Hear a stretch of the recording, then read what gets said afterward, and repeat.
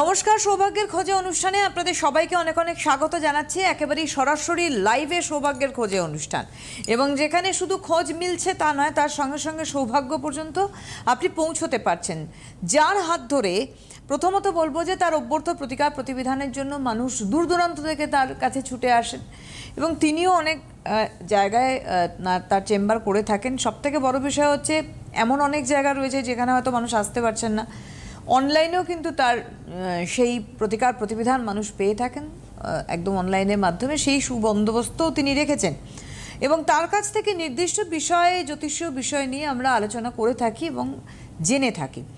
আজকে এই অনুষ্ঠানের যে বিষয়বস্তু সেটি হচ্ছে বুধাদিত্য যোগ। এই শব্দটি আমরা শুনেছি। এই বুধাদিত্য যে যোগ রয়েছে তার শুভ প্রভাব কখন মানুষ পাবে, এবং এখানেই নয়, এর সঙ্গে আরেকটি ইম্পর্ট্যান্ট বিষয় রয়েছে, সেটাও সেপারেটলি আলোচনা হবে।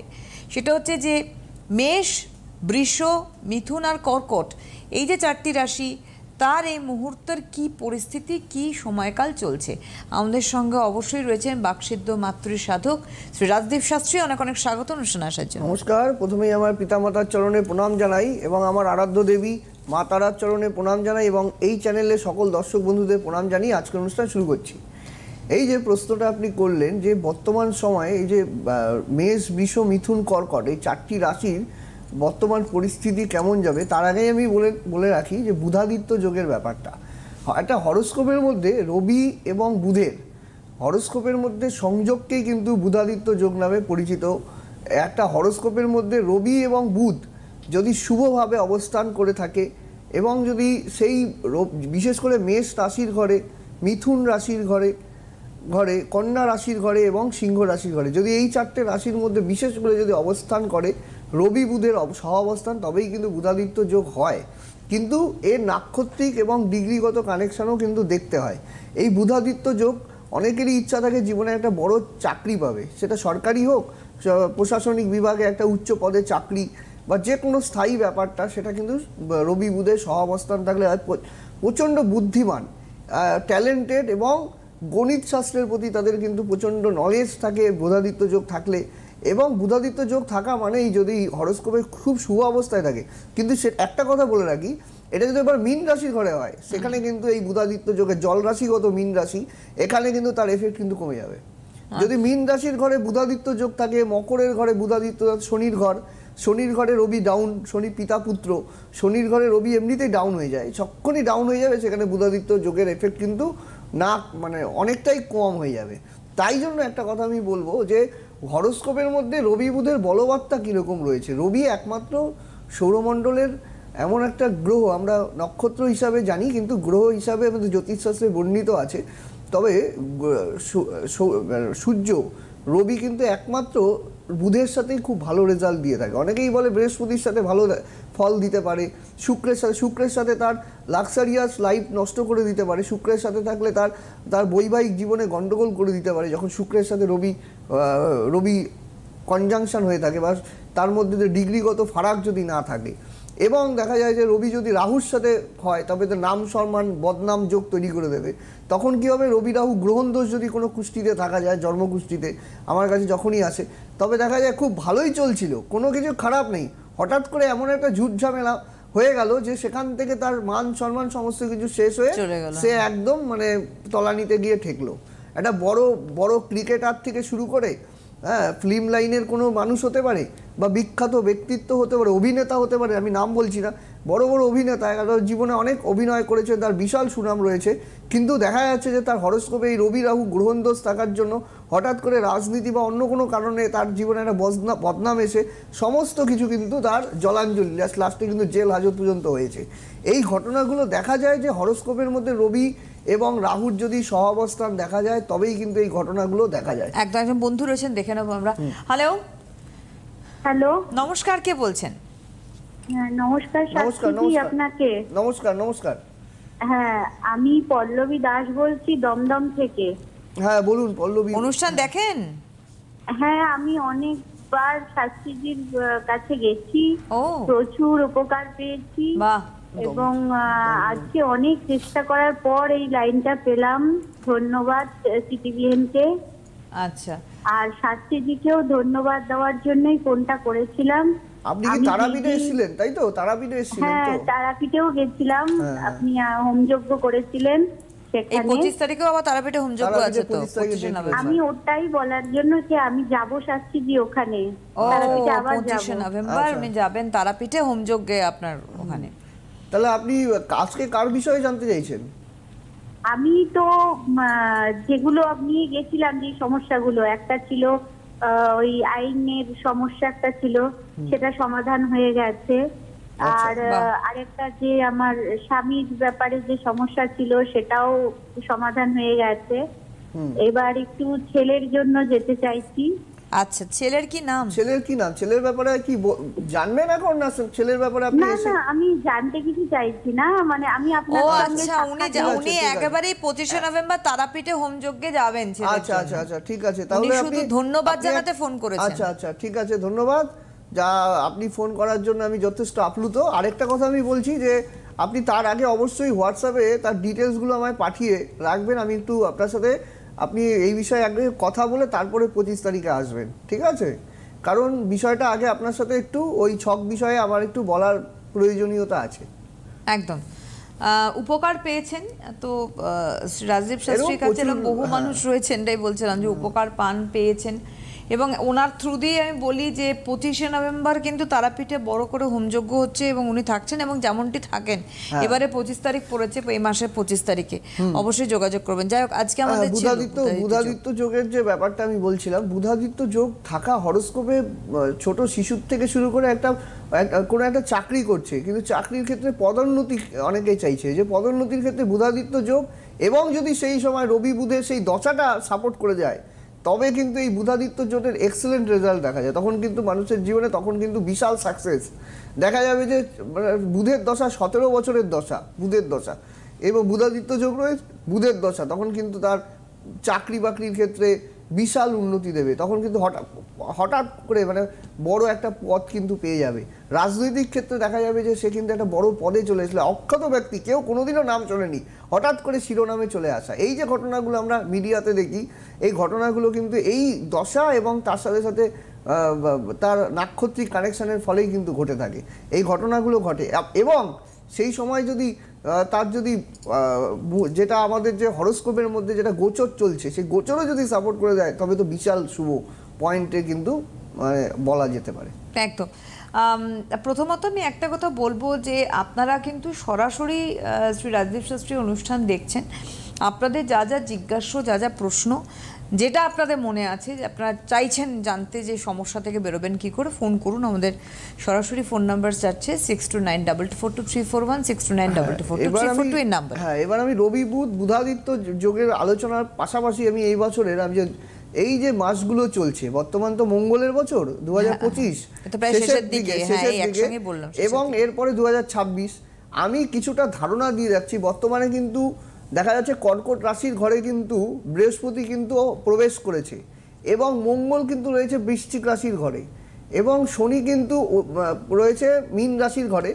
এবং এই যে বর্তমান সময় মেষ রাশির কিন্তু একটা সাড়ে সাতির প্রভাব চলছে। আমি মেষ থেকে কর্কট রাশি পর্যন্ত রাশিফলটা বা বর্তমান সময়টা কেমন চলবে সেই বিষয় নিয়ে কিছুটা আমি আপনাদের তথ্য দেব।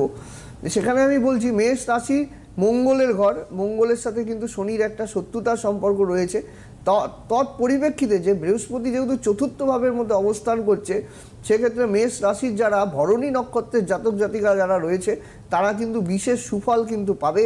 তাদের কিন্তু কর্মোন্নতি এবং পারিবারিক জীবনে কিন্তু একটা মানে আশানুরূপ ফল কিন্তু সে পাবে। বিদ্যা শিক্ষার ক্ষেত্রে কিন্তু শুভ ফল কিন্তু দেখা যাচ্ছে। কিন্তু অশ্বিনী নক্ষত্রের জাতক জাতিকাদের একটু চিন্তার কারণ রয়েছে, কারণ এখানে হচ্ছে কেতুর নক্ষত্র, অশ্বিনী নক্ষত্র, এবং তার সাথে সাথে কিন্তু এখানে শনির কিন্তু একটা প্রভাব রয়েছে। সেই জন্য আমি একটা বলবো যে অশ্বিনী নক্ষত্রের জাতক জাতিকা, বিশেষ করে কৃত্তিকা নক্ষত্রের জাতক জাতিকা, এদের কিন্তু একটু সতর্ক থাকার প্রয়োজনীয়তা আছে। অন্যদিকে আমি মিথুন রাশির সম্বন্ধে, বৃষ রাশির সম্বন্ধে বলছি। বৃষ রাশির সামনেই কিন্তু বিবাহ যোগ। বৃষ রাশির কিন্তু সময়টা কিন্তু অনেকাংশে কিন্তু ভালো, কিন্তু কিছু কিছু ক্ষেত্রে যারা 40 ঊর্ধ্ব যাদের রয়েছে, তাদের শারীরিকভাবে কিছু না কিছু সমস্যা কিন্তু আসতে পারে। এবং বিশেষ করে 6 থেকে 16 বছর 6 থেকে 16 বছরের যে বাচ্চা কাচ্চা যারা রয়েছে তাদের কোনো চোটাঘাত লাগতে পারে, কারণ মঙ্গলটা সপ্তমে বসে আছে। কিন্তু অন্য দিক থেকে কিন্তু বৃষ রাশির কিন্তু দীর্ঘদিনের বিবাহ আটকে ছিল, সেগুলো কিন্তু হয়ে যাবে। বৃষ রাশির কিন্তু বিশেষ করে রোহিণী নক্ষত্রের জাতক জাতিকারা কিন্তু খুব সুফল পাবে, কর্মস্থানে কিন্তু বিশেষ সফলতা অর্জন করবে, এই সময়টা কিন্তু খুব ভালো লক্ষণীয়। এরপর চলে আসি মিথুন রাশির যেটা মৃগশিরা নক্ষত্র। এরপর আমি মৃগশিরা নক্ষত্রের সম্বন্ধে বলছি। মৃগশিরা নক্ষত্রের জাতক জাতিকার, মৃগশিরাকে বলা হয় অরিণের মাতা, চঞ্চলতা, অস্থিরতা। এদের কিন্তু আবার মিথুন রাশি যে মৃগশিরা নক্ষত্র, এখানে কিন্তু তাদের কিন্তু দেখা যাবে পারিবারিক জীবনে কিন্তু গণ্ডগোল, টাকা পয়সা নিয়ে কিন্তু সম্পত্তিজনিত ব্যাপারে কিন্তু একটা গণ্ডগোল দেখা যাবে। মানে তার যদি সন্তানাদি থাকে, সন্তানাদির সাথে কিন্তু কোনো ঝামেলা ঝঞ্ঝাটে কিন্তু জড়িয়ে যাওয়ার সম্ভাবনা রয়েছে। এবং আদ্রা নক্ষত্রের জাতক জাতিকারা দীর্ঘদিনের বঞ্চিত জায়গা থেকে কিন্তু তাদের চাকরি আটকে ছিল, সেগুলো কিন্তু খুলে যাবে। সামনে কিন্তু নতুন কর্মসংস্থানের কিন্তু সুযোগ কিন্তু আসছে আদ্রার ক্ষেত্রে, যেটা মিথুন রাশিতে কিন্তু স্ট্রং নক্ষত্র হচ্ছে আদ্রা নক্ষত্র, তার কিন্তু খুব ভালো রেজাল্ট কিন্তু পাবে। এবার তারপরে আমি চলে আসছি কর্কট রাশি। কর্কট রাশিতে রয়েছে পুনর্বসু নক্ষত্র, সেটা মিথুনেও রয়েছে, কর্কটেও রয়েছে, এটা শিফটিং নক্ষত্র, অনেকেই জানেন। তারপরে যেখানে পুনর্বসু নক্ষত্র যদি কর্কট রাশি হয়, সেক্ষেত্রে খুব শুভত্বের ইন্ডিকেট রয়েছে। সেক্ষেত্রে কিন্তু কর্মস্থানে খুব ভালো পরিবর্তন হবে, শারীরিক ব্যাপারে কিন্তু খুব শুভ, নতুন কোনো সম্পত্তি কেনার যোগ কিন্তু লক্ষণীয়, সম্পত্তিজনিত ব্যাপারে কিন্তু শুভ হবে। তারপর চলে আসি কর্কট রাশির পুষ্যা নক্ষত্রের জাতক। পুষ্যা নক্ষত্রের যে রয়েছে কর্কট রাশির ঘরে পুষ্যা নক্ষত্র, এটা হচ্ছে ভেরি স্ট্রং। পুষ্যা নক্ষত্র কিন্তু দেবতার সমান কিন্তু তুলনা করা হয়, এবং পুষ্যা নক্ষত্রটা কিন্তু খুব ভালো শনির নক্ষত্র, এখানে স্ট্রং হয়ে বসে আছে। এখানে যখনই বৃহস্পতির সঞ্চার হয়েছে, সেক্ষেত্রে কিন্তু পুষ্যা নক্ষত্রের জাতক জাতিকাদের কিন্তু খুব ভালো হবে, ব্যবসায়িক জায়গায় খুব ভালো। যারা রিসার্চ ওয়ার্ক করছেন, পিএইচডি করছেন, সেখানে কিন্তু পেপারে কিন্তু খুব ভালো রেজাল্ট কিন্তু আসার সম্ভাবনা রয়েছে। তবে পারিবারিক জীবনে একটু গণ্ডগোলের সম্ভাবনা কিন্তু লক্ষণীয়। এরপর চলেছে এরপরে হচ্ছে অশ্লেষা নক্ষত্র। অশ্লেষা নক্ষত্রের ক্ষেত্রে কিন্তু এখানে কিন্তু 9 নম্বর নক্ষত্র, এখানে কিন্তু সমস্যা। অশ্লেষা নক্ষত্রের জাতক জাতিকাদের 9 নম্বর নক্ষত্র, এটা কিন্তু এখানে কিন্তু খুব একটা ভালো ফল দেবে না। শারীরিকভাবে চোটাঘাত লাগা, নানা রকম দিক থেকে কিন্তু সমস্যা দেখা যাবে। পঞ্চমে বৃহস্পতির অবস্থান আছে, মঙ্গলের অবস্থান হচ্ছে, লগ্নে বৃহস্পতি থাকার সত্ত্বেও এখানে কিন্তু শনির প্রভাবে কিন্তু তাদের জীবনে কিন্তু একটু হতাশা, মানসিক দুঃখ, এগুলো কিন্তু চলবে, এটাই হচ্ছে ব্যাপার। আপনি একটুখানি বলে রাখবো, স্ক্রিনে দেখুন যাচ্ছে যে এখনও যাচ্ছে যে 25শে নভেম্বর কিন্তু তারাপীঠে বড় করে হোমযজ্ঞ রয়েছে এবং শ্রী রাজদীপ শাস্ত্রী থাকছেন। সেখানে কিন্তু বিভিন্ন রকম সমস্যার সমাধানের জন্য গ্রহ প্রতিকার করানো হবে, এবং সেই জায়গায় যোগাযোগ করার জন্য ফোন নাম্বারে যোগাযোগ করতে হবে, যে বুকিং নাম্বার যাচ্ছে। হ্যালো, নমস্কার, কে বলছেন? হ্যাঁ নমস্কার, আমি মালদার থেকে বলছি। মালদা থেকে বলছেন? আচ্ছা, কার সম্বন্ধে জানবেন? আমার ছেলের সম্বন্ধে। ছেলের কি নাম দিদি? শুভদীপ সাহা। শুভদীপের ডেট অফ অনুষ্ঠান বার্থ? দেখেন? অনুষ্ঠান দেখেন? হ্যাঁ দেখি, রোজ দেখি, মানে ভালো লাগে দাদাকে আমার। আচ্ছা বলুন ডেট অফ ধন্যবাদ। বার্থ শুভদীপের। Date of birth? হ্যাঁ 1/5/1999। 1/5? হ্যাঁ 1999। টাইম বলুন। টাইম রাত্রি 1টা। রাত্রি 1টা, তাই তো? হ্যাঁ। কোথায়? মালদা সদর হসপিটাল। মালদায় জন্ম। আচ্ছা, দাঁড়ান, ওয়েট করুন। সেদিন কি শনিবার ছিল? হ্যাঁ হ্যাঁ শনিবার ছিল। 1999, তার মানে হচ্ছে 3টে মঙ্গল, মানে এই মঙ্গল নিয়ে আলোচনা করছিলাম। মঙ্গল তার মানে ছেলের কিন্তু রাগ, যে তেজ কিন্তু খুব বেশি থাকবে, বুঝতে পেরেছেন? হ্যাঁ, অল্পতেই কিন্তু রেগে যাবে, অল্পতেই কিন্তু ঠান্ডা হবে, এরকম একটা ব্যাপার, ঠিক আছে? তাই কি? হ্যাঁ হ্যাঁ একটু ছেলের শেয়ার মধ্যে করবেন। রাগ জেদ বেশি থাকবে। হ্যাঁ। আচ্ছা, এখানে দেখতে পাচ্ছি লগ্নে কেতু। আচ্ছা, লগ্নে কেতু, লগ্নের দ্বিতীয় তৃতীয় বৃহস্পতি, বুধের কনজাংশন, চতুর্থে রবি শনি বসে আছে। তার মানে এখানে সায়েন্স নিয়ে এডুকেশন করেছে, তাই তো? সায়েন্স নিয়ে কি এডুকেশন করেছে? হ্যাঁ হ্যাঁ করেছি। কিন্তু কেরিয়ার কিন্তু এখন শনি রবি 20 যোগ, আবার এখানে কেরিয়ার এডুকেশন ভালো দেবে, কিন্তু কেরিয়ারের ক্ষেত্রে কিন্তু সমস্যা করবে, কেরিয়ার কিন্তু হতে চাইবে না। ছেলে যথেষ্ট ট্যালেন্টেড, বুদ্ধিমান, হ্যাঁ ছেলে যথেষ্ট শিক্ষিত ছেলে, হ্যাঁ, কিন্তু ছেলের দশমে মঙ্গল আছে, দশমে মঙ্গলকে একটা কুলপ্রদীপ যোগ নামে পরিচিত। দশমে আমাদের, আমি যোগ নিয়ে আলোচনা করেছি আর সামনেও করব, দশমে কিন্তু মঙ্গল কিন্তু খুব ভালো রেজাল্ট দেয়, কিন্তু এখানে দেখা যাবে যে যেহেতু শনি মঙ্গলের 20 যোগ, হ্যাঁ এখানে দেখা যাবে যে কেরিয়ার হতে চাইবে না। বুঝতে পেরেছেন কি বলছি? হচ্ছে না তো, কেরিয়ার হতে চাইবে না, পড়াশোনা ভালো করেছে, কেরিয়ার হতে চাইবে না, আর কেরিয়ার এবং বিবাহ নিয়ে সমস্যা আছে। হ্যাঁ, ওর কোনো রিলেশনে জড়িয়ে গিয়ে কিন্তু সমস্যা হবে। ঠিক আছে, হয়েছে, আপনি বলুন। আপনি কি জানেন সেটা? না সেটা তো জানি না, কিন্তু চেষ্টা করছে চাকরির জন্য, কিন্তু হচ্ছে না। চাকরি বলছেন না, রিলেশন, কোনো কোনো একটা relation পছন্দের এ- জায়গা আছে? তো ওটা তো জানি না। হ্যাঁ, আপনি না জানলেও জিজ্ঞেস করবেন ছেলেকে রিলেশনশিপের ব্যাপারে। ছেলে কিন্তু কি ফাস্ট ফুড খায়, বাইরের খাবার খেতে ভালোবাসে? না না, বাইরে কিছু খায় না, ও সম্পূর্ণ বাড়িতেই। না না, ও কিন্তু বাইরের দিকে কিন্তু ঝোঁক সব কিন্তু যা বর্তমানে বলছে বাড়বে। সেটাই বলছে। হ্যাঁ, বর্তমানে কিন্তু বাইরের দিকে ওর কিন্তু ঝোঁক বাড়বে, বুঝতে পেরেছেন? সায়েন্স হ্যাঁ, নিয়ে বাইরের পড়াশোনা খাবার করলো। পছন্দ করে ওই। হ্যাঁ, কি বলছেন? বাইরের খাবার পছন্দ করে। তা সেটাই তো তো আমি বলছি, বলছেন। সেটাই তো আমি বলছি। আপনি তো ঘুরিয়ে কথা বলছেন তো। হ্যাঁ। আমি তো সেটাই বলছি যে বাইরের খাবার পছন্দ করবে, বাইরের জামা কাপড় পছন্দ করবে, আপনি না না করছেন। তো এই যে ছকের মধ্যে যে উনি ঘাবড়ে গেছেন, কারণ লাইন দিয়েছেন তো ঘাবড়ে গেছেন। তো ব্যাপারটা আমি, পেয়েছি তো, হ্যাঁ বলুন। অনেকদিন পর লাইনটা পেয়েছি তো। কোনো চিন্তার কোনো কারণ নেই, আপনি নিশ্চিন্তে। একটা কথাই আমি বলবো, ছেলের কিন্তু এখানে শনি রবি 20 যোগটাকে অভিজ্ঞ জ্ঞানী জ্যোতিষীকে দেখান। হ্যাঁ, প্রয়োজন বোধে যোগাযোগ করবেন। এই জায়গাটার যদি সঠিক প্রতিকার করা যায় বিশেষ যোগে, ছেলে কিন্তু খুব ভালো জায়গায় কিন্তু সেটেল হবেই। এটা কিন্তু ব্যাপার, আমি বলছি। রবি তুঙ্গে আছে, পাওয়ার আশা আছে এই সালে? হ্যাঁ আছে। এই বছরে আমি তো বারবার বলছি, ছেলের ভালো জায়গায় প্রতিষ্ঠিত চাকরি হওয়ার যোগ আছে, কিন্তু সমস্যা এক জায়গায় হচ্ছে কি, ছেলের রবি শনি 20 যোগ এবং রাহু নিচস্থর জন্য হতে চাইবে না। ঠিক আছে? হ্যাঁ, এই জায়গাটা আপনি দেখিয়ে নিন কাউকে না কাউকে, না দেখালে কিন্তু কাজ পাবেন না। ফেলে রেখে মানে নরমালি ফেলে রেখে আমরা ভাবি যে আজ নয় কাল হয়ে যাবে, কিন্তু কোনো লাভ হয় না এটা। কারণ এই যে আপনি 99 ছক নিয়ে যা বলছেন, যা বললেন, আপনি নিজেই বললেন যে যা বলেছেন উনি ঠিক বলেছেন। কেরিয়ার হচ্ছে না, পড়াশোনা ভালো করেছে, সায়েন্স নিয়ে পড়াশোনা করেছে, এগোতে পারছেন না, যথেষ্ট ব্রেনি, কিন্তু তা সত্ত্বেও এই যে 20 যোগটা হয়ে আছে, 20 যোগটা কিন্তু চাকরি হতে চায় না। 20 যোগের ক্ষেত্রে কিন্তু কর্মে বিভ্রাট ঘটে। এটা কিন্তু হাজার হাজার হরোস্কোপে আমি দেখেছি, এই 20 যোগের এফেক্টের জন্য এই ঘটনাটা ঘটে। এবার আমি বলি যে রবি বুধের বুধাদিত্য যোগ যদি হরোস্কোপের মধ্যে কোনো মানুষের যদি থাকে, যদি কুণ্ডলী কেউ দেখতে জানে, বা আমি যাদের হরোস্কোপ বানিয়ে দিই, আপনারা দেখবেন যে কোনো জায়গায় রবি বুধ আমি লিখেছি কিনা, বয়সের রবি আর বুধ আমি লিখে দিই কিন্তু গোল করে।